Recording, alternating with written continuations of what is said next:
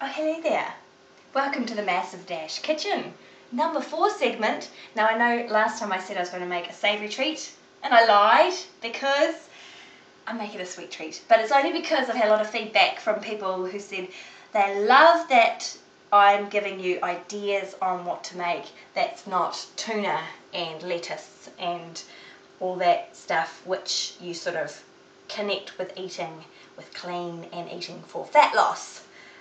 Because as we all know, or as you're going to learn, you can eat sweet stuff, technically, and still lose that booty, lose that ass. Watch it disappear, looking perky and hot. So what we're going to make today is a sweet treat egg puff. Now I know this is not a new idea, there's lots and lots of egg puff recipes on the net, but I'm going to make my take on it. And it's very cool, and it's easy, which I like. So what you need is eggs, and I've used 8 eggs for this recipe. That'll make you around about 6 to 8 good sized little eggy puffs. And you can see these ones have deflated a little bit, which will happen depending on how much either cornflour you use, or what I've got here is guar gum. And guar gum is a cool alternative if you don't want to use anything too processed or synthetic like cornflour or cream of tartar. And this is what makes them nice and stiff. Stiff, yes. Sit up, my friend. So, what else do you need? I've got my xylitol here as my sweetener of choice. Now you could choose stevia, you could use Splenda, you could use any sweetener really that you like or prefer. I've got xylitol because I don't like stevia so much, but there are other stevia alternatives out there in the market at the moment which are actually really tasty. So just shop around and see what you can find. And then I've got here some whey protein powder, and you just need a serving of that. So the same amount as you'd normally use, say, in a protein shake. And a little bit of vanilla, and my guar gum. And I've got here, now you can add extras, but you probably don't want to add too much, because what will happen is if once you've beaten your eggs and you put a whole clump of something in there, you're going to break up the egg whites and it's going to go and you won't even get that consistency. You'll get something like a deflated balloon. So that's probably not a good idea. So that's about as much as you want flavour wise. So when you're doing your egg whites, you want a clean bowl. This is not clean. So this would be clean. And you're going to break your egg whites. Clean bowl is very important. If you don't have a clean bowl, your egg whites will not whip, which I found out the hard way. So pretend that you've got 8 eggs.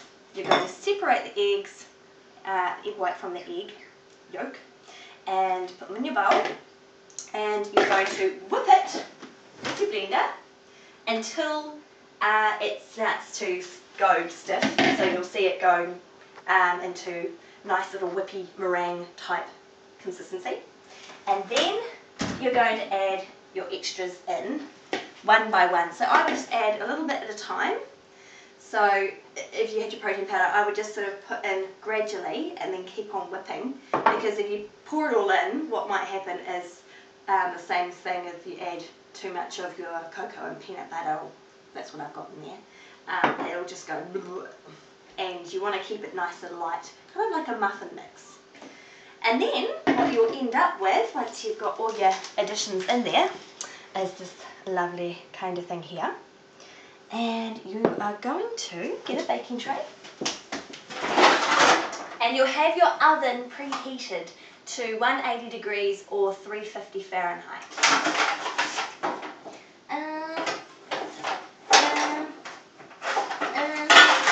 Let's pretend this is a proper one.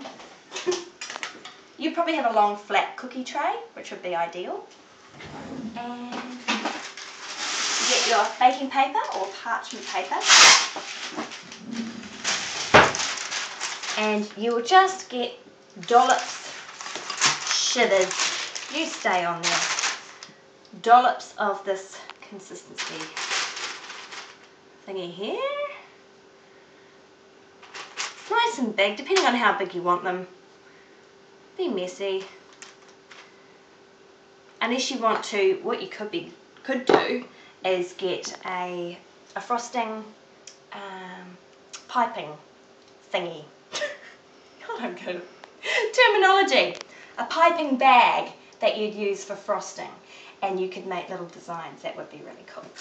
And so you get as many as you want to make onto your baking paper, pop it in the oven, and I would put them in for about 10 minutes to begin with, because depending on your oven's power, they might cook really fast or they might need about 15 to 20 minutes, so just watch them. And then you'll end up with your end product here. These ones have kind of gone like cookies, they're kind of gone a bit flat, so I didn't use as much guar gum in these, but I put more extras in, and you can see what happens is they go kind of flat. So just depends. I mean, you can have egg puff cookies and they still taste really yummy. They just look a little bit different, that's all. And you can eat these for brekkie, you can take them to work with you, you can give them to your kids for school lunches, and they're really, really yummy. Just like little meringues really, but they've got a protein hit in them as well. So that's it, easy peasy, and only a few ingredients, and you can whip these up in a matter of minutes. So yeah, very cool.